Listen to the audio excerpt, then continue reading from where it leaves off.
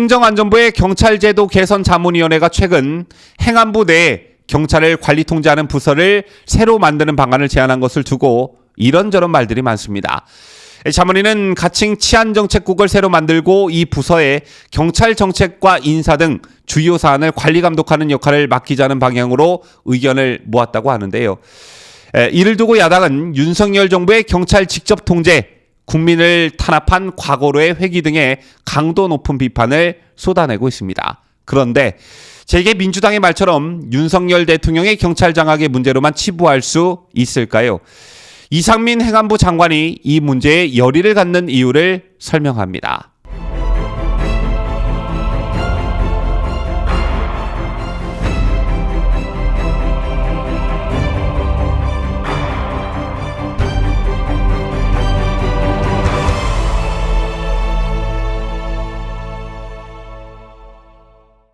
시청자 여러분 안녕하십니까? 뉴스데일리 베스트 미랭커입니다. 행정안전부 내에 경찰을 통제할 별도의 조직을 다시 설치하는 방안이 거론되면서 행안부의 경찰권 통제 논란이 가열되고 있습니다. 자, 우선 이 논란에 접근하기 위해선 경찰이란 조직을 잘 이해하셔야 하는데요. 자, 우선 경찰은 행안부로부터 독립되어 있습니다. 전국 경찰을 지휘하는 경찰청은 행안부의 독립 외청인데요. 물론 행안부 장관이 총경 이상 고위직 간부의 제청권을 갖고 있지만 행정적으로는 경찰청을 감독할 수 있는 국가기관이 없는 상태입니다. 자, 그렇다면 그동안은 어떻게 경찰을 통제해 왔느냐, 이게 궁금하실 텐데요. 통상 경찰 간부 인사는 대통령 비서실, 민정수석실을 통해 이루어졌습니다. 또 경찰청이 행안부에 파견한 치안정책관이 행안부 장관의 경찰 인사 업무를 보좌해 왔는데요. 여기에 더해 경찰 내부엔 국가경찰위원회라는 게 있습니다. 경찰위원회는 1987년 박종철 치사 사건 이후 1991년 내무부 소속 치안본부를 경찰청으로 독립시키면서 만든 일종의 견제기구였지만 그 실효성 논란이 항상 도마에 올랐는데요. 경찰청을 민주적으로 통제한다면서 만든 국가경찰위원회는 그 취지와는 다르게 경찰청의 요구만 따르는 어용 조직에 불과했습니다. 이런 문제 제기는 꾸준히 있어 왔지만 문재인 정권 때인 지난 2020년 경찰법 전면 개정 때도 국가경찰위원회는 그대로 두었습니다. 여당 입장에서는 어용위원회가 다루기 편했겠죠. 어쨌든 윤석열 정부 들어 경찰과 관련해 크게 두 가지 환경이 바뀌었습니다. 첫째, 경찰을 사실상 통제했던 민정수석실이 폐지됐고요. 둘째, 검수완박으로 공룡경찰이라는 말이 나올 정도로 경찰의 권력과 권한은 막강해졌습니다.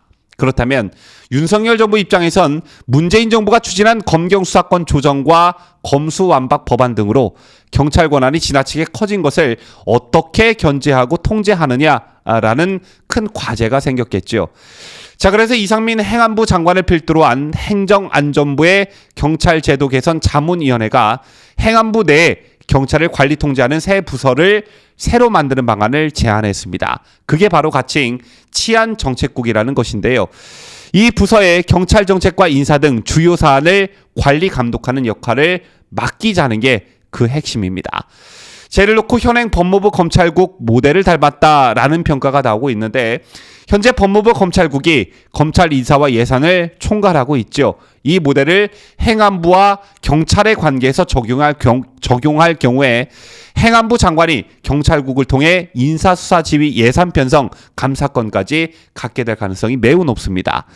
제 같은 움직임에 두 군데서 크게 반발하고 있는데요. 우선 첫째는 당사자인 경찰입니다.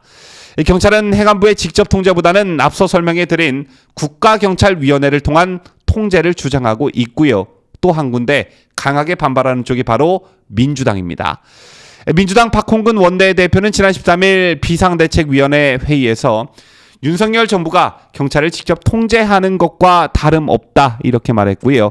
민주당 행안위 위원들도 같은 날 성명을 내고 윤석열 정부가 검사 완판, 검찰공화국이라는 국민의 비판이 있는 이 시점에 경찰까지 좌지우지하려는 행태에 심히 우려를 표한다며 윤석열 정부의 경찰 길들이기를 즉각 중단하라고 수위를 높였습니다.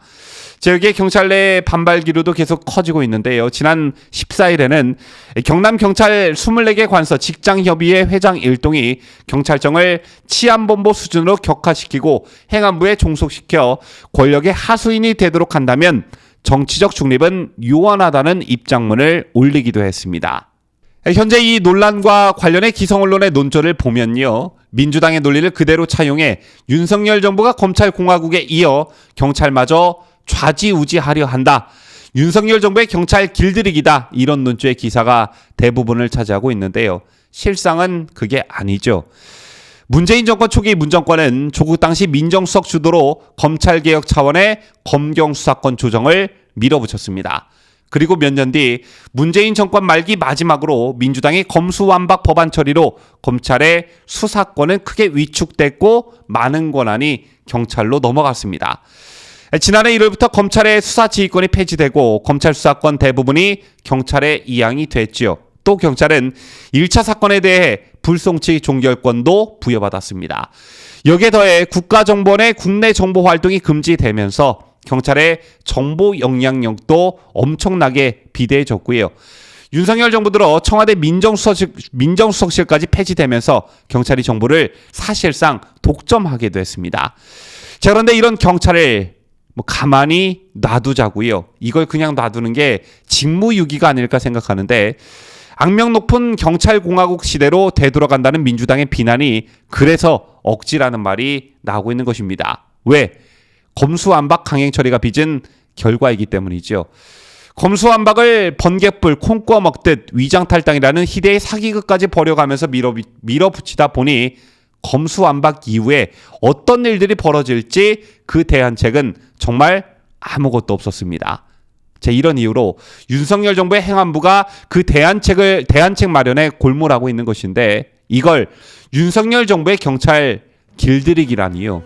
윤석열 정부가 경찰을 권력의 하수인으로 만들려고 한다니요. 참 후한무치도 이런 후한무치가 없는 듯합니다. 지금까지 저는 자유대한민국을 소화하는 뉴스데일리 베스트 민앵커였습니다.